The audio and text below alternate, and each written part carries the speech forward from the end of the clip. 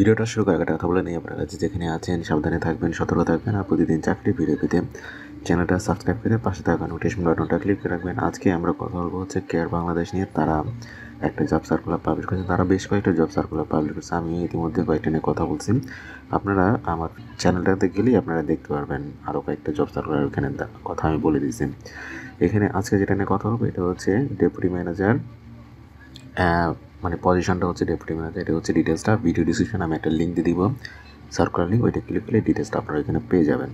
এখানে আসলে দেখবেন ফার্স্টেই ওরা পজিশনের নামটা বলে দিয়েছে যে ডেপুটি ম্যানেজার, এরপরে হচ্ছে deputy manager under community lead innovations for climate risk migration in Bangladesh.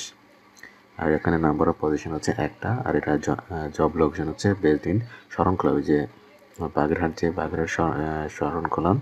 Duration of the contract will be up June 30, 2025, মানে 2025 সালের 30 জুন পর্যন্ত এই ডিউরেশনটা থাকবে আর কি, যেতে কন্ট্রাকচুয়াল জব। এরপরে আমরা মূল বিষয় একটু ডিটেলসগুলো আপনারা দেখবেন, আমি মূল যে বিষয় সেটা নিয়ে কথা বলে দেব।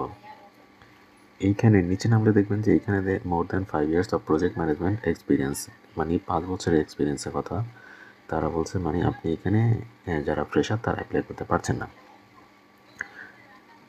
এরপর হচ্ছে masters in disaster management, climate and environment science, agriculture science, development studies will be on advantage, মানে আপনাকে মাস্টার্স হতে হবে, মানে স্নাতকোত্তর এই সাবজেক্টগুলোতে হলে সেটাতে আপনি প্রেফার পাবেন। এরপরে অ্যাপ্লাই কীভাবে করবেন সেটা বলে দিই।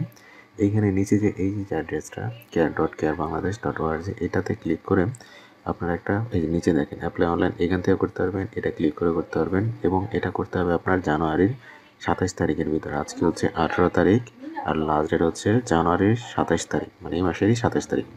এখানে এই যে অ্যাপ্লাই অনলাইন, এটা ক্লিক করলেই এইখানে হচ্ছে আপনার ইউজার নেম, মানে আপনার ইমেল অ্যাড্রেসটা এবং আপনার পাসওয়ার্ডটা দিয়ে অ্যাপ্লাই জব করে নেবেন। যদি আপনি রেজিস্ট্রেশন করা না থাকে দেন আপনি এখানে রেজিস্ট্রেশনে এটা ক্লিক করে এখানে আপনার পার্সোনাল ইনফরমেশনগুলো আগে দিবেন।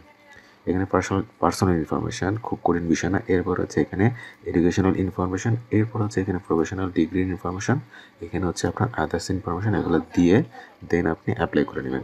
সমস্যা হলে ভিডিও নিচে কমেন্ট করবেন, দেন ওইটা নিয়ে কথা বলে দেবো। তাহলে আজকে এ পর্যন্তই, ভালো থাকবেন, আল্লাহ হাফেজ।